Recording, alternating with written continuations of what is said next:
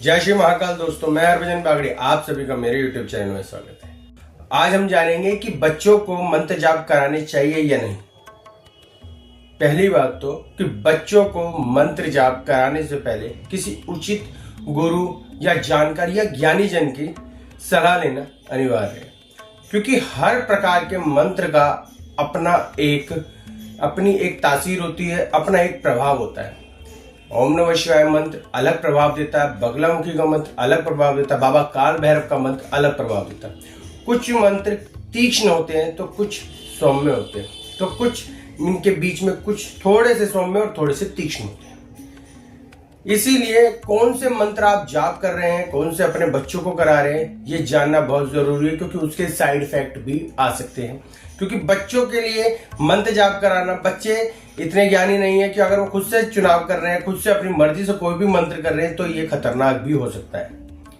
एक बार की बात है कि किसी व्यक्ति ने अपनी मर्जी से ही अपने बच्चे को मंत्र जाप कराया। ऊर्जा का प्रभाव इतना ज्यादा हुआ कि नाक से खून भी आने लगा उस बच्चे के। वो बच्चा ऊर्जा के प्रभाव को बर्दाश्त नहीं कर पाया और दिल की धड़कन उसकी तेज हो गई।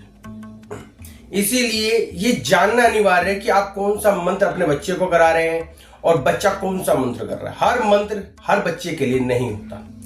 अगर कोई बच्चा मानसिक रूप से कमजोर है, आत्मबल कमजोर है, खोया बुझा सा रहता है, तो ऐसे बच्चे के लिए सूर्य देव की आराधना अनिवार्य है, खाटू श्याम बाबा की आराधना अनिवार्य है। अगर वो सूर्य देव के मंत्र जाप करता है, खाटू श्याम जी के मंत्र जाप करता है, तो उसे आत्मबल मिलेगा, उसे तेज प्रदान होगा, वो बुझा नहीं रहेगा, वो खिला सा रहेगा। अगर कोई बच्चा बहुत ज्यादा गुस्सैल है, बहुत ज्यादा जिद्दी है, बहुत ज्यादा अड़ियल है, सुनता नहीं है, समझता नहीं है, बस उसे जो चाहिए, जो करना है वो करना है, जो चाहिए वो चाहिए, चाहे वो गलत हो चाहे सही हो, तो ऐसे बच्चे को काबू करने के लिए, उसे शांत करने के लिए, उसे विवेक देने के लिए मां सरस्वती के मंत्र जाप अनिवार्य है और महादेव भोलेनाथ भंडारी के जाप अनिवार्य है। ओम नमः शिवाय ऐसे बच्चे को शिवलिंग की आराधना, शिवलिंग की सेवा बहुत ज्यादा करनी चाहिए, ताकि उनके क्रोध उसको विवेक मिले और बाबा उस पर ऐसी कृपा बरसाए कि उसकी जो ऊर्जा है, जो असंतुलित हो रही है, वो संतुलित हो। आगे बढ़ते हैं। अगर कोई बच्चा बहुत ज्यादा बीमार रहता है, बात पे बुखार चढ़ जाता है, बात पे खांसी सर्दी जुकाम लगा रहता है, कभी पसली में दर्द, कभी पेट में दर्द, कभी सर में दर्द, कभी हाथ पैर कमजोर से रहते हैं, डॉक्टर भी कहते हैं कि रिपोर्ट नॉर्मल नहीं आ रही है, तो ऐसे बच्चे को ओम जूम साम मंत्र जाप की तरफ जाना चाहिए। ओम जूम साम मंत्र जाप करने चाहिए और माता गायत्री की आराधना करनी चाहिए। माता गायत्री आपके जो भी पाप है, जो भी आपके ऊपर दोष लगे हुए हैं, जो भी आपके ऊपर किसी भी प्रकार का बंधन लगे हुए हैं, वो बंधनों को काटेगी माँ गायत्री और आपके बच्चे का कल्याण करेगी, उसका भाग्योदय करेगी।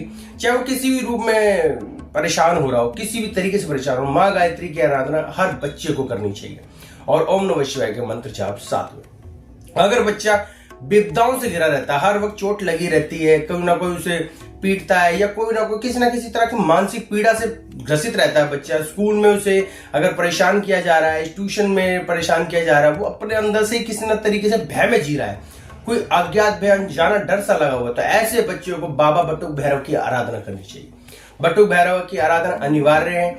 वैसे तो मैं बगलामुखी के मंत्र जाप भी बोल सकता था, बटुक भैरव की आराधना इसलिए कही क्योंकि बटुक भैरव जो है वो महादेव का रूप है। उसे बटुक भैरव की आराधना करने वाले पर महादेव की कृपा स्वतः आ जाती है।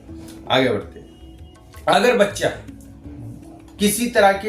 किसी व्यक्ति के माइंड वॉश में आ गया, कोई व्यक्ति उस बच्चे का माइंड वॉश कर रहा है, वो बच्चा उसके पक्ष में जा रहा है, कोई गलत संगति में जा रहा है, गलत दोस्त बन रहे हैं, गलत प्रकार के ऐप में जा रहा है, गलत प्रकार के संगत में जा रहा है उसके, और वो घर वालों के नहीं सुन रहा है और घर वाले जानते हैं कि ये गलत संगत में जा रहा है, इसका सर्वनाश ही होगा अगर इसने अपनी संगत नहीं बदली तो ऐसे बच्चे के लिए माँ काली की आराधना अनिवार्य है। माँ काली की माँ काली के मंत्र जाप, माँ काली की अगर कोई आराधना करता है, अच्छे से मंत्र जाप करने और हवन करने और उस बच्चे के, तो ऐसे बच्चे का सदैव कल्याण करती है माँ काली। उसकी बुरी संगतों को काटेगी और उसकी बुद्धि जो उल्टी घूम रही है उसे सही दिशा में लगाएगी माँ काली और उसका कल्याण करेगी, उसके परिवार का भी कल्याण करेगी माँ काली। आगे बढ़ते हैं।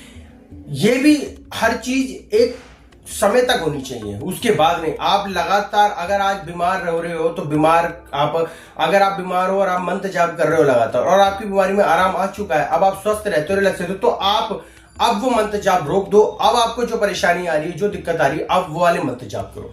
मंत्र को भी शिफ्ट करना आना चाहिए। ये नहीं कि आप एक ही तरह के मंत्र कर रहे हो, लगातार वही किए जा रहे हो जिंदगी भर या लंबे समय तक, ऐसा नहीं। अगर आप समय समय पर मंत्र जाप शिफ्ट नहीं करोगे तो उसके प्रभाव भी शिफ्ट नहीं होंगे। अगर आप मानसिक रूप से पीड़ित हो रहे हैं और आपने मंत्र जाप करे ओम नमः शिवाय मंत्र, और अब आप रिलैक्स हो गए हो, शांत हो गए हो, तो अब आप ओम नमः शिवाय मंत्र जाप को कम कर दें।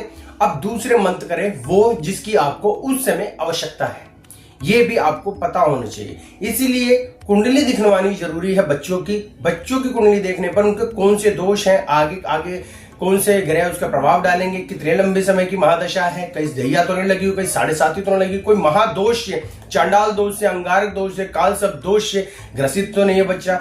अगर किसी प्रकार का दोष है तो उसे बताया जा सके, गाइड किया जा सके कि कौन से ग्रह का प्रभाव पड़ रहा है और कैसे शांत होगा, किसकी आराधना करनी चाहिए, कितने मंत्र जाप करने चाहिए, और उस बच्चे के कौन से कहां भाग्य में छेद है तो उस छेद को भरा जा सके गुप्त क्रिया द्वारा, गुप्त मंत्रों द्वारा।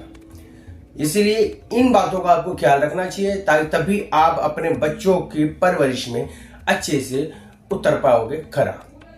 वीडियो पसंद आया तो लाइक कीजिए, शेयर कीजिए, सब्सक्राइब कीजिए। आगामी वीडियो में मिलता हूं नई जानकारी के साथ। अभी के लिए जय श्री महाकाल।